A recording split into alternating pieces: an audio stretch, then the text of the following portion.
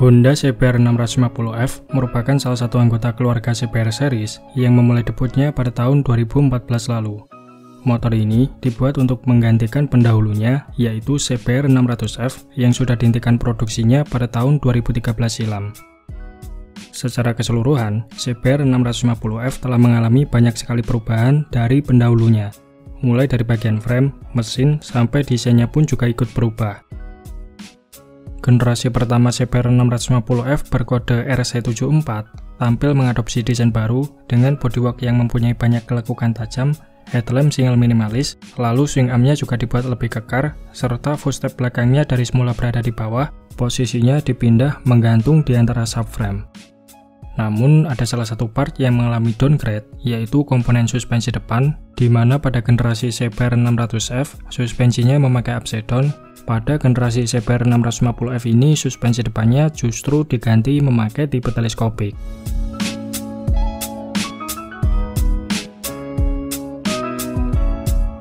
Untuk segi permesinan, motor ini dibekali mesin 650cc inline 4, DOHC 4 klep per silinder full injection dengan transmisi 6 percepatan. Tenaganya diklaim mampu menghasilkan 82 horsepower di 9.500 rpm, serta torsi puncak 63 Nm pada 6.000 rpm. Meskipun dibekali kubikasi mesin lebih besar dari varian CBR 600RR dan sudah dibekali dengan bodywork full fairing, CBR 650F tidak dirancang sebagai sportsback to land, melainkan dibuat sebagai motor bergenre sport tourer seperti halnya Kawasaki ER6F maupun Yamaha FZ6R. Maka dari itu, tenaga yang dihasilkan CBR 650F pun tidak lebih besar dari CBR 600RR, serta riding posisinya cenderung lebih tegak dan rileks.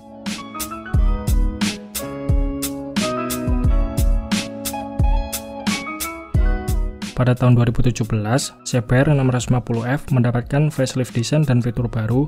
Versi facelift ini diberi kode RC96. Perubahannya bisa kita lihat dari segi lekukan bodyworknya yang tampil berbeda, lalu bak mesinnya diberi warna bronze, headlamp LED, knalpot model baru, mesin yang disetting ulang untuk memenuhi emisi gas buang Euro 4, serta penambahan teknologi pengereman ABS sebagai fitur standar di semua tipe. Karena mesinnya sudah diset ulang di beberapa bagian dan juga mendapatkan rasio gigi lebih rendah, output tenaga CBR 650F RC96 meningkat menjadi 89 horsepower di 11.000 rpm, serta torsi puncaknya 64 Nm pada 8.000 rpm.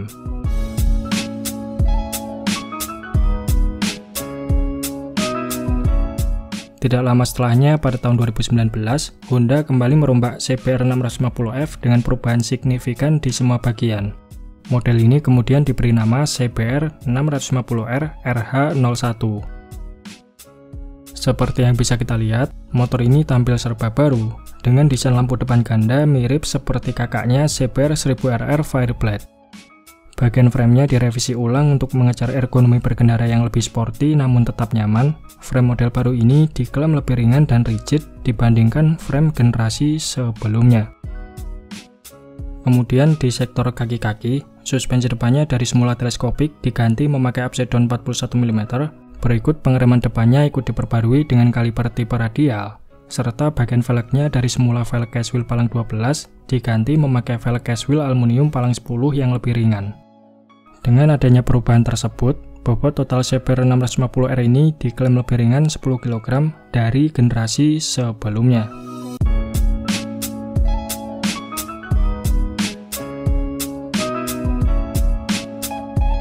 Alasan Honda merubah total desain CBR 650R menjadi lebih sporty, tak lain karena ingin memfokuskan daya tariknya pada pengendara yang lebih muda.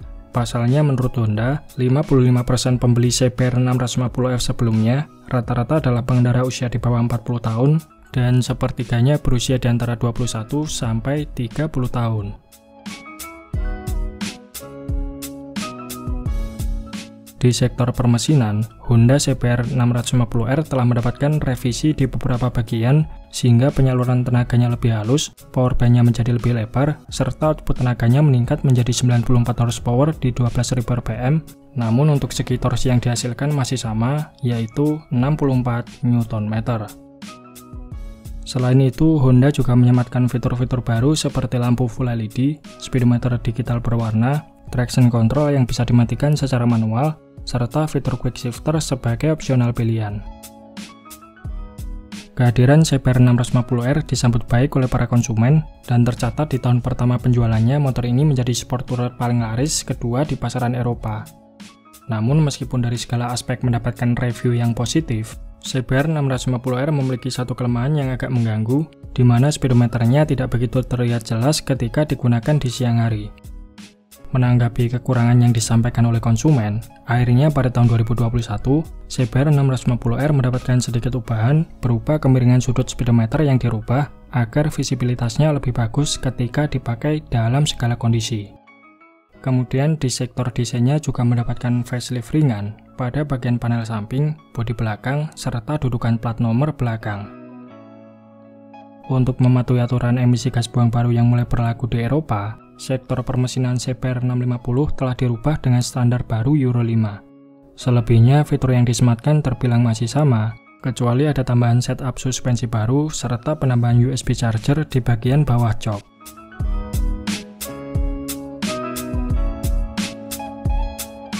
Untuk sekarang ini, Honda CBR 650R bisa dibilang adalah salah satu dari sedikit sport tourer kelas menengah yang masih mengadopsi mesin 4 silinder inline. Soalnya kebanyakan kompetitor sekelasnya rata-rata menggunakan mesin 2 silinder. Namun sayangnya sampai sekarang Honda CBR 650R tidak dimasukkan secara resmi di Indonesia. Menurut Presiden Direktur AAM, alasan motor ini tidak dijual di tanah air dikarenakan peminat naked bike lebih banyak ketimbang peminat motor sport tourer semacam ini. Walhasil AAM hanya memasukkan versi nakednya saja, yaitu Honda CB650R Neo Sport Cafe yang sudah kita bahas di video kita kemarin. Saat ini CBR 650R versi 2023 tersedia dalam dua varian pilihan warna, yaitu Grand Brick Red dan Matte Gunpowder Black Metallic. Untuk harganya sendiri, CBR 650R yang dijual di pasaran Eropa saat ini dibanderol 8.499 pound sterling atau kalau dirupiahkan setara 157 jutaan.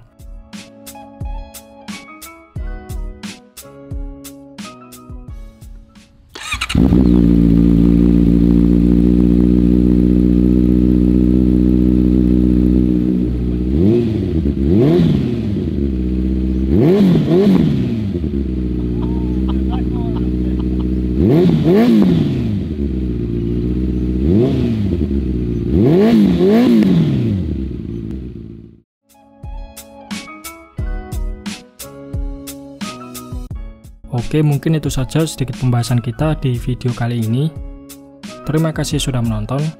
Sampai jumpa di video-video Bang Rossi selanjutnya.